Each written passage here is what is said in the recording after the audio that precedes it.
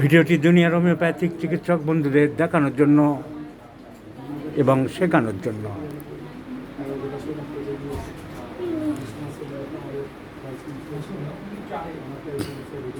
আজ ভিডিও বেশি দিতে পারছি না, কারণ ভিডিও দিতে গেলে সময় লাগে, খুব রোগীর চাপ আছে। তার মধ্যে আমাদের বাংলাদেশ থেকে এসছেন, কী নাম? জোরে বলুন।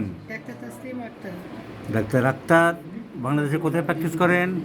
স্যার আমি হচ্ছে বাংলাদেশের এয়ারপোর্টের পাশে কাওলা স্টাফ। এয়ারপোর্টের পাশে প্র্যাকটিস করেন ডাক্তার আক্তার। তো যে কেসটি দেখাতে চাইছি, এই ছেলেটির কেস একটি পিকিউলিয়ার কেস এবং ক্রনিক কমপ্লিকেটেড কেস। 14 বছর বয়স ছেলেটির, 14 ইয়ার্স এইজ। এখন 14 বছর, কিন্তু 9 বছর বয়স থেকে রোগটিতে ভুগছে। তার মানে রোগটি 8 বছরের পুরানো। রোগটি কি? Cellulitis. Inflammations of the cellular tissue is known as cellulitis. কিন্তু শুধু সেলুলাইটিস তো আমি দেখছি না। অ্যালোপ্যাথিক ডাক্তারেরা ডায়াগনোসিস করেছে, বায়োপসি করেছে এবং বহুদিন থেকে ট্রিটমেন্ট করছে as a case of cellulitis. Biopsy হয়েছে, এফএনএসি হয়েছে, and that has once again confirm the cellulitis. পিজিতে অনেক ট্রিটমেন্ট হয়েছে, 8 বছর ধরে প্রচুর অ্যালোপ্যাথিক চিকিৎসা চলছে, প্রাইভেট ডাক্তারবাবুরা দেখছেন, কিন্তু কোনো ইমপ্রুভমেন্ট হচ্ছে না। এমসে, Bhubaneswar এমসেও দেখিয়েছ। So there are lots of allopathic investigations and papers and treatments. So কিন্তু কোনো ইমপ্রুভমেন্ট হচ্ছে না ছেলেটার। সেলুলাইটিসের সাথে আমরা দেখতে পাচ্ছি প্যান্টোল। এই সেলুলাইটিসের সাথে আমরা যেটা দেখতে পাচ্ছি তা হলো গ্রোথ, ইরাপশানস। এই পাটা ফুলে গেছে, বাম দিকের পাটা অনেক ফুলে গেছে, পরিষ্কার দেখা যাচ্ছে thigh, in comparison with the right.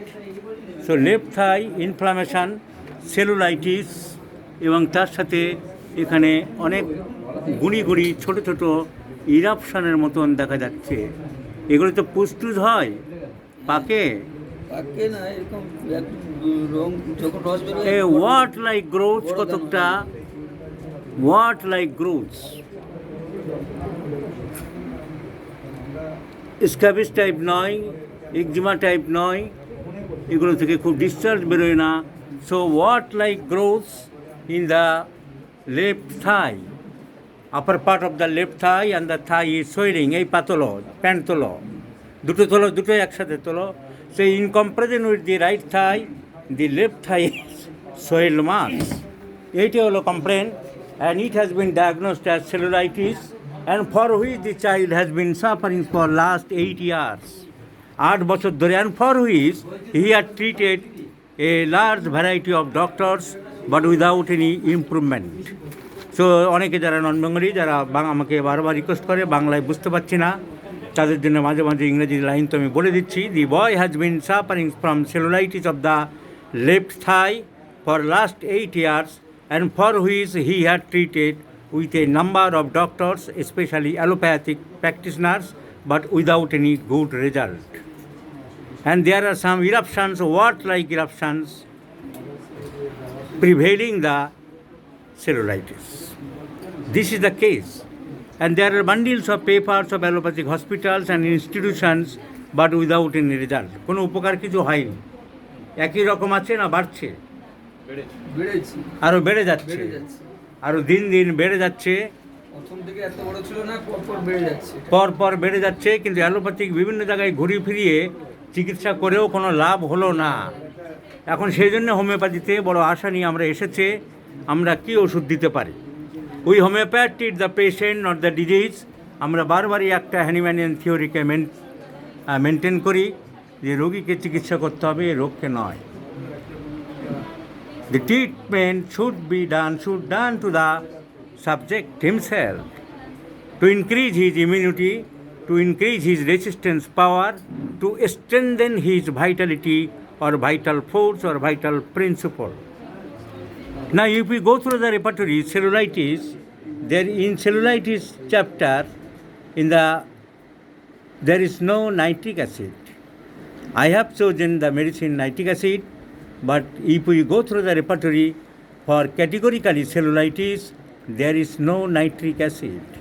But I do like to prefer nitric acid for this boy because he is chilly, শীত বেশি, শীতটা একটু বেশি, রাগ খুব বেশি, এমনি রাগে না, কিন্তু রাগলে খুব মারাত্মক হয়ে যায়, আর জেদও বেশি। এই কথা তুমি বলেছ?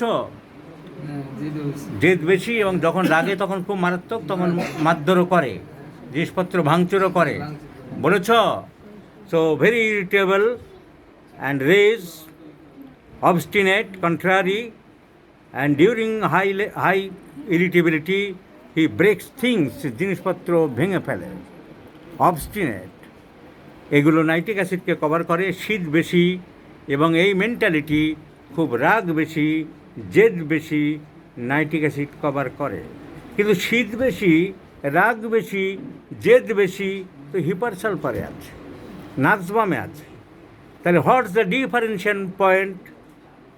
differential points between hypersulfur and nitric acid, or why you are prescribing nitric acid? What interest you have to prescribe nitric acid for chilly or chilliness and irritable temperament, etc.? Well, my friends, another peculiar, uncommon, but a strong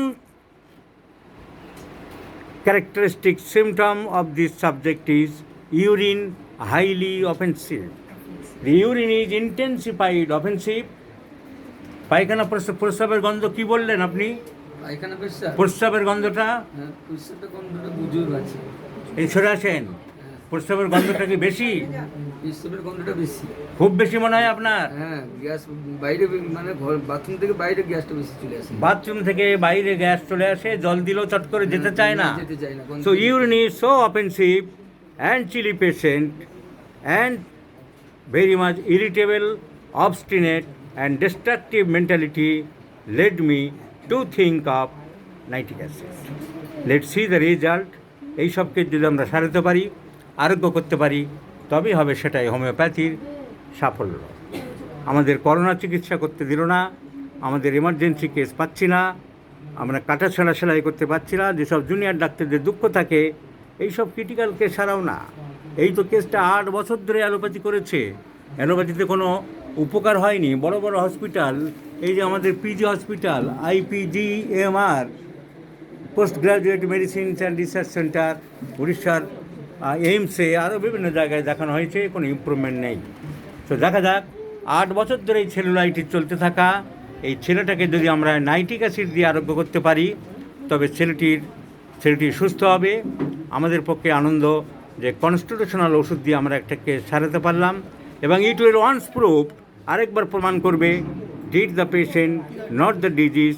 this dictum is logically correct and very rational and justified, because in the repertory there is no fixed medicine has been prescribed for cellulitis.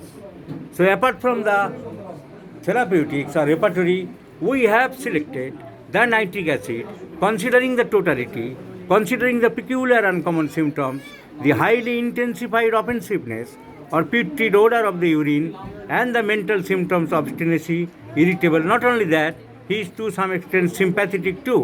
You know, natramur, phosphorus and causticum are also sympathetic medicine. একটু দয়াময় আছে বললেন, অন্য বাচ্চারা খাবার টাবার খেলনা টেলনা চাইলে, জিনিস চাইলে দিয়ে দেয়। So one more mental symptom is being added, that is sympathetic. So considering these mental symptoms, the urine offensiveness and chilliness indicates the subject requires nitric acid. Moreover, the wart-like growths also compelled me to prescribe or select or to think of nitric acid. So let's see the result. I shall share you, my friends, 2 months medicines I am giving, and after 2 months it will be known that the subject has improved or not.